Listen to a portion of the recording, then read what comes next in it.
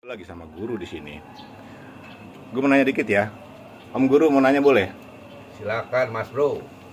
Ini kata lo tadi bilang kadang-kadang orang keyakinan terhadap Allah tuh kadang-kadang tipis, kadang-kadang tebal. Nah, terkait dengan takdir menakdir yang ada rahasia Allah di situ, bagaimana supaya bisa tahunya? Setidaknya kisi-kisi. Kalau untuk bicara soal takdir, itu harus kita kembalikan kepada diri kita sendiri. Sebab takdir itu bersumber dari kolbi. Kolbi itu yang bisa mengetahui takdir kita sebelum kita mengetahui takdir orang lain. Bagaimana kita untuk mengontrol kolbi kita? Belajarlah untuk jujur. Sebelum jujur untuk kepada orang lain, ya kepada diri sendiri dulu lah. Bila kolbi Anda udah bisa bicara dengan jujur dengan kolbi, Anda bisa melihat. Jangankan takdir kita, takdir orang lain pun kita bisa lihat. Definisi jujur tuh yang bagaimana? Jujur itu ya mengakui apa yang kita perbuat, karena kan kita setiap doa itu kan kita adalah bersumpah akan perbuatan kita, perilaku kita. Bukan bersumpah apa-apa, bersumpah tentang perilaku kok. Di antaranya kalau kita pun punya salah yang kita sembunyiin, kita jujur, kita ngaku gitu ya. Oh, bukan seperti itu maksudnya. Gimana? Jadi itu kalau gitu kan kita seperti membuka aib sendiri, tapi kalau kita jujur ya kita melakukan suatu kesalahan ya kita istilahnya tahu kita salah, udah itu aja. Kita perlu minta maaf nggak kepada diri kita sendiri dulu itu, supaya Iya. gerbang jujur itu kebuka. Iya, harus dong, kita harus mengakui kesalahan, kan itu suatu kejujuran. Lalu kalau misalkan begitu, apa tiba-tiba kisi-kisi takdir itu kita taunya gimana sebenarnya? Akan berasa nih sampai atau akan berasa ada sesuatu gitu? Nah, itu setiap manusia itu punya punya sinyalnya beda-beda gitu. Ada yang 3G, 4G, 5G gitu. Beda-beda tergantung dari amal perbuatan manusia tersebut. Karena amal perbuatan kan beda dengan amal ibadah. Apakah setiap perbuatan sebenarnya masuk kategori ibadah? Ya, perbuatan itu ibadah itu perbuatan. Banyak orang yang salah kaprah. Dikira ibadah adalah ritual religius, beda. Oh, beda. Yang namanya ibadah ritual itu seperti waktu kita melakukan, seperti misalnya kita agama Kristen kita ke gereja, agama Hindu kita ke pura, agama Islam kita sholat, itu namanya ibadah ritual. Tapi kalau ibadah sejatinya, ibadah itulah perilaku kita sendiri. Paham. Jadi kita mesti keluar dari terminologi kata-kata agama itu sendiri ya. Oh, jelas, agama itu suatu terminologi. Kata saya kan secara etimologi itu agama itu berasal dari Sanskerta. Tidak, gama kacau. Oh iya, supaya jadi tidak supaya kacau. kita tidak kacau. Kan ada lagunya kacau. Kacau. Artinya terlalu banyak orang terjebak. Dia kira dia spiritualis padahal masih adanya religius. Dan itu kan perbedaannya sebenarnya jadi jauh nanti itu. Karena kebanyakan orang secara nggak sengaja menuhankan agamanya seolah agama jadi tujuan. Nah, ini banyak yang bisa diperdebatkan ya.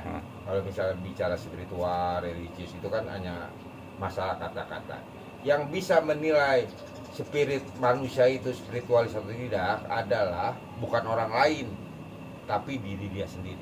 Makanya itulah diperlukan kejujuran. Karena manusia itu diciptakan oleh Yang Maha Kuasa itu dengan kejujuran. Dengan kejujuran pula lah makanya iblis itu ibaratnya diskenariokan oleh Tuhan Yang Maha Kuasa untuk memberontak pada ciptaannya. Gue paham karena mereka pun menjalankan tugas kan. Iya. Jadi bukan musuh, kita kenali aja dulu ya. Ya kenapa? Karena memang iblis itu adalah suatu skenario dari yang menciptakannya kok. Iya. Bagaimana kalau ternyata kita mau bahas iblis itu ternyata sangat pencinta manusia. Iblis itu paling menyintai Allah, kalah manusia pun. Makanya banyak sufi-sufi itu melakukan pekerjaan itu ketekunannya ingin seperti iblis. Istiqomahnya, ikhlasnya Iya. gitu ya. Hanya satu iblis itu dia nggak baca novel ya adalah novel tentang kesabaran, keikhlasan. Dia itu cuma nggak ikhlas doang. Di toko buku belum ada bro waktu itu bro. Ya kan waktu itu kan Gramedia belum ada. Iya, Ya namanya juga masih di langit. Masih di langit ya. Oke, kalau kembali ke mengenai takdir tadi, kalau dalam posisi kita nih kosong, dalam artian belum nyampe ke situ, lebih baik kita ikutin aja ya. Ya, Gerakan takdir itu mau kemana, ikutin dulu. ya seperti begini. lihatlah, misalnya kita nggak usah jauh ya, kita liatin aja itu pohon dari biji tumbuh berakar. Kita harus mempelajari semua ya, bagaimana dia bisa berproses sampai air yang sama, warna bunganya berbeda, kalaupun buah kok tiba-tiba rasanya beda-beda. Ada kebesaran yang kita luput kali ya. Ya, karena manusia, dasarnya ini manusia nih, keinginan manusia adalah ingin menyeragamkan. Tapi Allah itu berserba, Allah itu senang menciptakan beraneka warna. Semesta itu menciptakan aneka warna itu untuk apa? Untuk kekayaan. Kekayaan akan keindahan, kekayaan akan pikiran, kekayaan akan ya apapun lah. Ya, berarti pergeseran terjadi tadi karena konotasi dari kata agama, seolah-olah ada suatu kesepakatan bahwa agama adalah begitu, suatu bentuk kesepakatan bersama, bro. Jadi begini, makanya konsep agama dalam bahasa Sanskerta itu, karena itu kodifikasi. Sebenarnya agama itu kodifikasi aturan pada masyarakat waktu itu untuk supaya rapi. Makanya itulah disebut primus inter pares, setara utama dalam kesetaraan, prima inter pares. Itu utama dalam kesetaraan. Jadi dalam utama kesetaraan itu makanya kan harus ada pemimpin, makanya dibikinlah itu kan supaya nggak kacau. Ada yang makanya yang pemimpin, nah bikinlah aturan itu, istilahnya yang aturan-aturan yang disebut agama. Agama itu kan tidak berbanding lurus dengan keyakinan. Ya, sepakat. Jadi ibaratnya kalau kembali ke mengenai takdir tadi, step pertama adalah jujur, sadar diri. Nah, untuk mengenal diri kita prosesnya beda nih. Kita akan bahas berikutnya ya. Kedua, mengenai kisi-kisi yang memang sudah ada, tanda-tanda itu sudah ada, ya kita mesti ikutin. Betul. Kalau gue nggak sepakat sama tanda-tanda itu, berarti gue sebenarnya tahu ada sinyal-sinyal nih. Tiba-tiba gue nggak ikutin. Berarti gue keluar dari jalur yang dikendaki dari takdir tadi. Oh enggak, tetap itu memang udah skenario nya. Manusia yang misalnya udah mendapatkan peringatan, sinyal dari semesta, tidak mengikutinya, artinya memang udah ditakdirkan ya dia istilahnya memang untuk terjerembab, tersesat. Bukan dia pelakunya sendiri, bukan atas keinginan dia. Bukan. Buat pembelajaran buat orang lain berarti. Tidak, semua kesalahan itu makanya, itulah banyak yang bisa diperdebatkan. Banyak yang istilahnya tindakan itu monopoli dari individunya, tapi ada yang berpendapat monopoli dari yang penciptanya. Gitu. Monopoli dari yang penciptanya. Explain us please.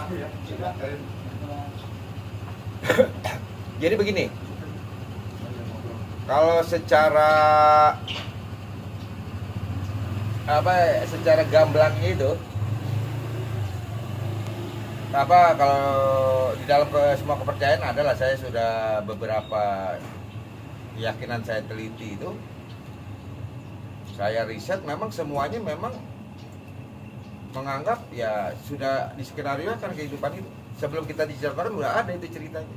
Makanya ada seorang ulama besar Sufi, Syekh Abdul Qadir Jailani, dalam bukunya itu, saya lupa ya nama bukunya itu, tapi dia bilang tinta itu sudah kering, jadi udah nggak bisa ditipek. Take it or leave it. Nah, ya, itulah kehidupan. Kalau misalkan gitu, gue misalkan dapat suatu hal yang ceritanya akan buruk, gue nggak bisa nolak. Nggak bisa nolak, itu memang sudah kehendak skenario. Lalu di mana pada kondisi ini, di mana proses perubahan itu terjadi, bro? Apa yang Anda lakukan itu yang Anda inginkan. Anda yang ucapkan itu yang Anda dapatkan, itu kan.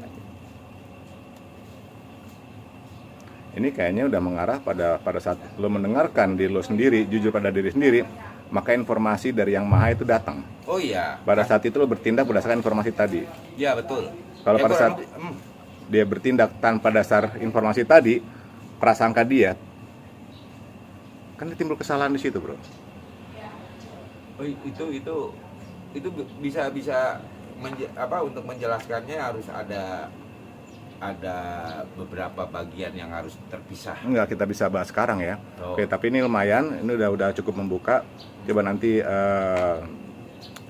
gue tunggu jawaban dari respon teman-teman ya. Komen ya sini, taruh di sini komennya apa, supaya kita bisa bahas mengenai lebih jauh keterkaitan antara peranan manusia terhadap Sang Maha Pencipta atau kebalikannya, peranan manusia pada Sang peranan Sang Pencipta pada manusia. Itu hanya melakukan apa yang dikehendaki Sang Maha Pencipta. Karena kan yang ciptaannya ya sesuai dengan remote yang pencipta lah. Dengan catatan kalau dia udah kenal Sang Pencipta itu sendiri dong. Oh iya, makanya kan kalau mau kan ada peribahasa, kenalilah dirimu, maka kamu akan kenal Tuhanmu. Iya, berarti itu udah step yang itu kelas 4 ya. Kelas 1 masih di level syariat nih bro, orang-orang bro. Bukan kelas 1, itu jadi masih elementer ya, belum masih sama lah. PKI di SMP SMA. Elementer. Syariat, tarikat. Tega lo ya. Tapi emang gitu sih. Kadang-kadang kita butuh pedes supaya terjadi perubahan. Nggak ada perubahan kalau tidak didasarkan rasa pedes, rasa protes, rasa berontak, lalu terjadilah solusi. Karena mulai berpikir, terangsang untuk berpikir. Kalau kata gue gitu.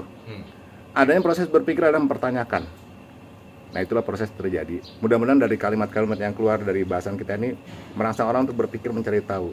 Yakin udah kenal Tuhan, sehingga lo pengen tahu mengenai takdir, gitu kali ya bro ya? Iya, kurang lebih seperti itulah. Guys, pamit dulu. Sebelah gua ada Om Denny. Hey Om Denny. Yuk. Pamit. Thank you. Thank you. Assalamualaikum. Waalaikumsalam.